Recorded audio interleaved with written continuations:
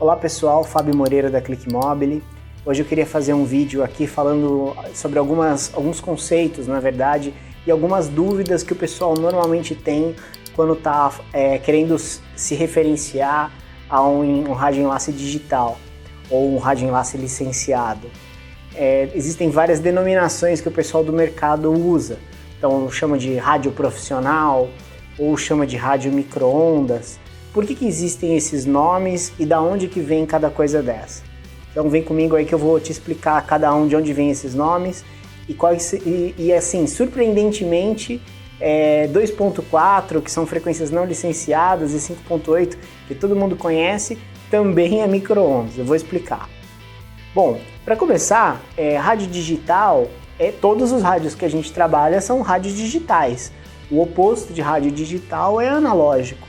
E nenhum de nós trabalha com rádio analógico. Eu, quando era recém-formado, muito tempo atrás, nos meus primeiros anos, a gente existia ainda rádios que transmitiam em VHF, em UHF, que são frequências baixas, e usavam uma portadora analógica e tinham lá, dentro dessa portadora analógica, os sinais de voz codificados nessa portadora e eram rádios analógicos. Da mesma maneira como a televisão broadcast, né, de televisão que a gente conhece, dos canais comuns, até então, até agora recente, eram transmitidos de forma analógica, ou rádio FM era transmitido também de forma analógica. Isso não existe no mundo de comunicações bidirecionais. Então já faz um bom tempo aí que nada disso existe. Então todo e qualquer rádio, desde que um rádio Bluetooth, um rádio 2.4, um celular, ou um rádio ponto a ponto, ou multiponto, mesmo barato ou caro, todos eles são digitais. Então, são zeros e uns codificados dentro da portadora e transmitidos em alta frequência. Então, não pode ser chamado, se fosse falar estritamente de uma maneira mais acadêmica, não pode ser chamado de digital para diferenciar um rádio licenciado do não licenciado. Outra forma que o pessoal usa também bastante para se referenciar aos enlaces é chamar de radioenlace profissional. Bom, profissional é tudo aquilo que recebe algum dinheiro para fazer o trabalho. Então, se você está usando o rádio para dividir o Wi-Fi com o seu amigo lá na sua casa tal, e você não cobra nada dele, realmente não é profissional, ele é amador. Mas, a partir do mesmo se você usar um roteador com Wi-Fi extremamente barato de R$20 e você compartilhar uma internet e tiver uma receita associada, já é profissional. Pode não ser bom. Geralmente a gente fala profissional como se uma coisa fosse boa, mas uma coisa pode ser profissional, ou seja, ser remunerado por aquilo e não ser bom. Existem vários exemplos de maus profissionais, não vou me alongar no vídeo, você saber o que eu estou falando. Então, profissional também não é uma boa maneira de se referenciar ao tipo de radioenlace. E aí, finalmente, entra a parte do micro-ondas. Então, a gente chama os rádios que são em 2.4 GHz, Wi-Fi, ou em 5.8, também Wi-Fi, como não micro-ondas. Da onde vem esse nome micro-ondas, né? E por que essas frequências são micro-ondas? Por que tem uma caixa lá na cozinha da sua casa e a gente chama aquilo também de micro-ondas? Qual que é a correlação entre todas essas coisas? Bom, a onda eletromagnética, que é usada como portadora da informação que vai sair do ponto A do ponto B ou do ponto A para a área, ela vai ser transportada na velocidade da luz dentro da frequência usada para fazer a transmissão.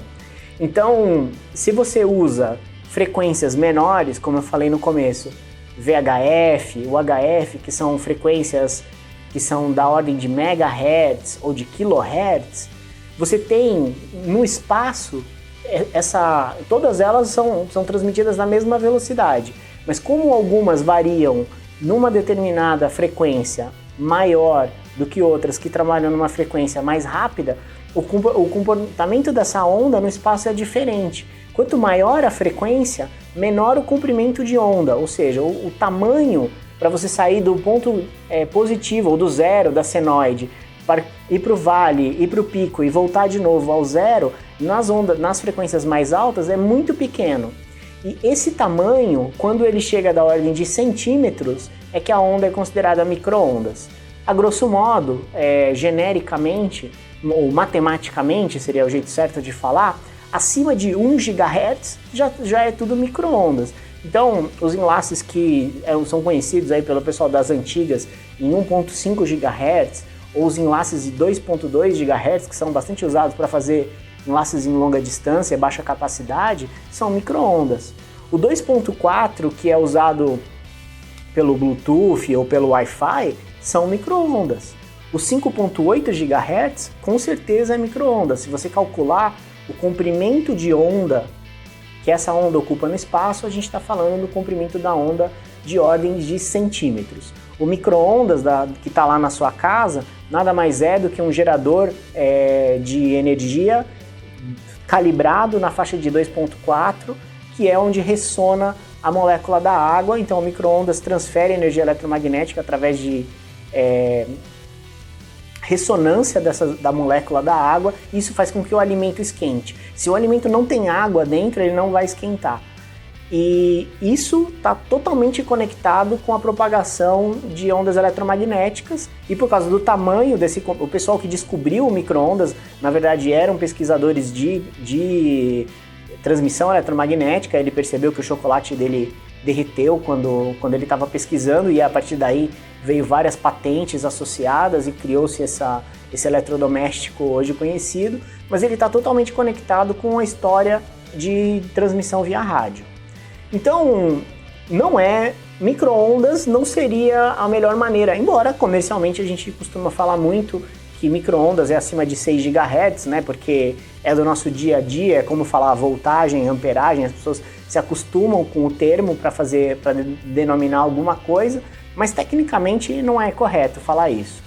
Então, o que realmente é a grande diferença entre enlaces que são aí da faixa de 6 GHz para cima, que tem maior capacidade e que naturalmente são mais caros e têm mais robustez do que enlaces em 2.4 ou 5.8, a diferença principal do ponto de vista técnico é a capacidade de você ir lá na Anatel e registrar esse enlace para você. Então, a Anatel ela é responsável por coordenar o uso de radiofrequências no Brasil, entre outras coisas, e eles determinam usos para cada frequência, larguras de canais e modulações que têm que ser usadas e potências de transmissão que têm que ser usadas. Então, dentro dessas normas todas, que são atualizadas de tempos em tempos e mais ou menos seguem o que é feito nos Estados Unidos, na FCC, eles determinam que, por exemplo, dentro da faixa de 5.800, entre 5.400 a 5.800, qualquer um pode transmitir à vontade, desde que respeitando algumas limitações de potência, respeitando alguns tamanhos de antena e respeitando outras coisas primárias que acontecem aí. Então, a Anatel vai lá e determina isso. Em 2.4, a mesma coisa. Qualquer um pode transmitir nessa frequência, não precisa nada. Anteriormente, era necessário o registro SCM para você poder vender o serviço. Agora não é necessário mais ter o SCM para você poder fazer isso. Ela só simplesmente pede para você se cadastrar no site da Anatel, e eles fazem isso para facilitar novos entrantes no mercado. Mas do ponto de vista da Anatel, eles querem que tenha o máximo de pessoas possíveis usando essas faixas que são não licenciadas para poder ser usado ali e poder fazer a universalização dos serviços que outras não têm feito, outras operadoras maiores que não têm feito.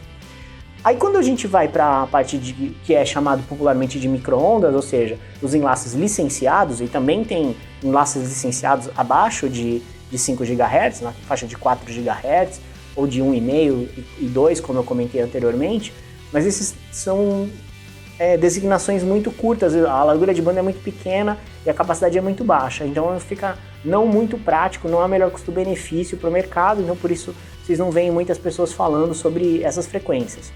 Mas tudo que tem de 6 GHz para cima até 23 GHz ou até 38, para ser mais exato, tem designações interessantes com largura de banda de 28 MHz, 56 MHz, que podem ser usadas aí facilmente nos rádios hoje, tanto os que a gente atualmente comercializa aqui, quanto de outras marcas também, que podem aí facilmente chegar a 1 GB full duplex. E a grande vantagem de usar essas frequências é você poder ir lá, cadastrar o ponto A, cadastrar o ponto B e ser dono dessa frequência. Você paga uma taxa anual para a Anatel e você fica responsável por transmitir apenas naquela frequência, e seus vizinhos, quando querem fazer um enlace em pontos próximos ou que de alguma maneira interfiram, eles são obrigados a respeitar a canalização que você já está usando e não usar o mesmo canal.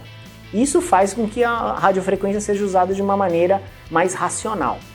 É claro, óbvio, que tem algumas localidades que não têm esses registros, que existem simplesmente pessoas trabalhando de forma pirata, e tem também pessoas que registram uma coisa e fazem outra, e a Anatel é responsável por resolver quando tem algum conflito aí nesse campo. Então, nossa recomendação aqui sempre é, pesquisar na base da Anatel se aquela radiofrequência está sendo usada ou não. Uma vez que você decidiu pela compra desse rádio enlace, você pode até montar ele primeiro, fazer um site survey para ter certeza que realmente essas frequências estão disponíveis. Uma vez que elas estejam e você fechou seu link, registre na Anatel, porque é barato o registro por ano. Estamos falando de menos de R$1.000 por ano.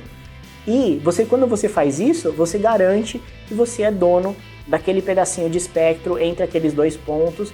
E se alguém vier a te atrapalhar, trazer ruído para você, você sempre pode ir na Anatel e pedir ali uma pesquisa, e eles vão, dentro da disponibilidade deles, né, que não é a melhor, mas é o jeito certo de resolver, tentar eliminar essa interferência de alguma maneira. Tá? Então, essa é a principal diferença. Registrar na Anatel ou não registrar. A partir daí, todas as outras coisas são consequências de mercado.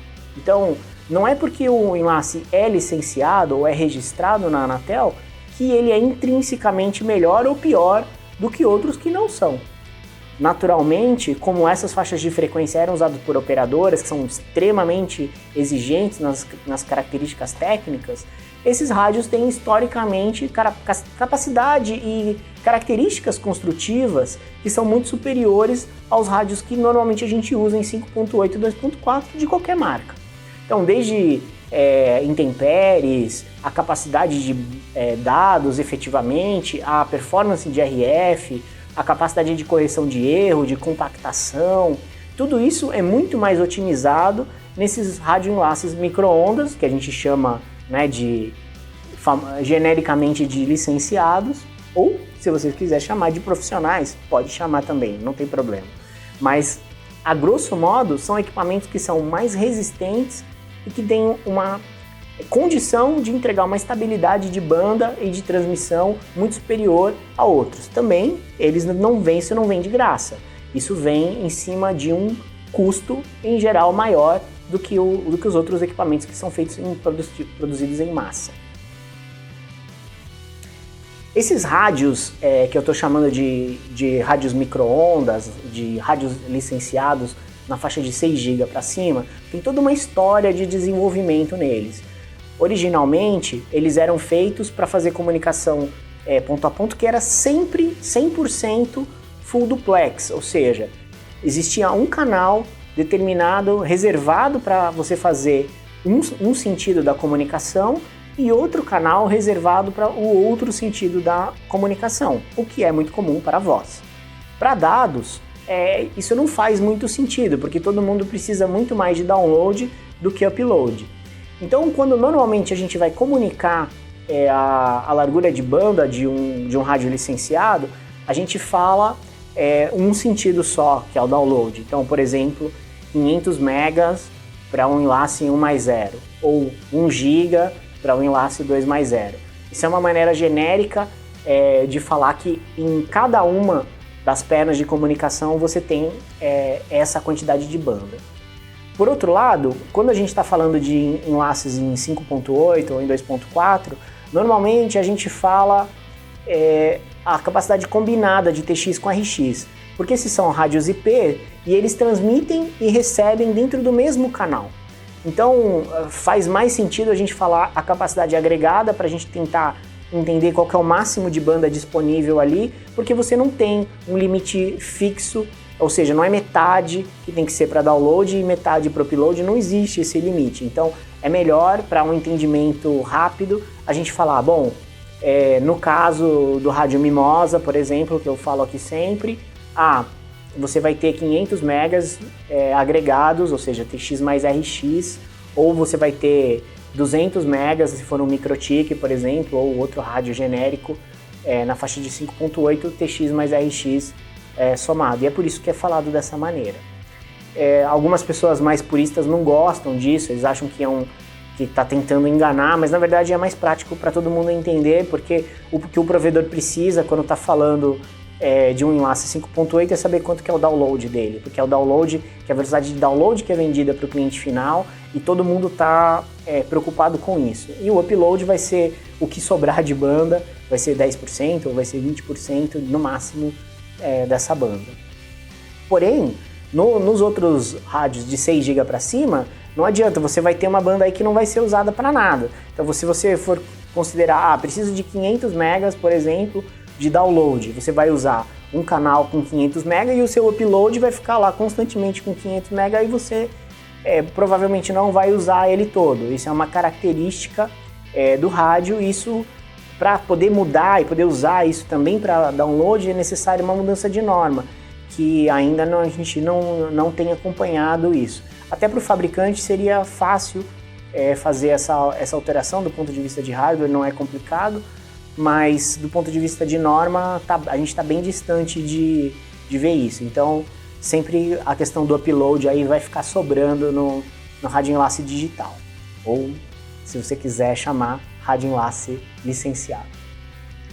A gente aqui, preocupado em explicar cada uma dessas frequências, a gente fez uma série de vídeos onde o engenheiro Paulo, que trabalha aqui com a gente, ele explica 6 GHz, tem a faixa alta e a faixa baixa, qual que é a aplicação de cada um, os 7 GHz, qual que é a aplicação, qual que é a largura de canal, quais são as subbandas, o 8 GHz, que é uma banda muito usada, então serve para perto, serve para longe, qual é o alcance máximo, qual que é o tamanho da antena, qual que é a resolução da Anatel. Como é muito material, a gente decidiu fazer um vídeo para cada um dessas frequências e a gente tem soltado aqui no canal, então é só você olhar aqui nos nossos vídeos que vocês vão encontrar, são vídeos curtos, todo o material, como a gente sempre faz, é totalmente gratuito e você pode usar esse material para treinar a sua equipe de campo. A gente está tentando usar uma linguagem extremamente simples para poder servir para todo mundo, e quando surgem dúvidas, por favor, coloca aí para nós e a gente faz um novo vídeo explicando e tirando as dúvidas. Beleza, pessoal? Acompanhem aí nossos materiais e, por favor, se tem alguém aí conversando com você e discutindo se o rádio é profissional, se ele é digital, manda esse vídeo para ele e vamos elevar o nível da discussão, beleza? Valeu, pessoal, um abraço.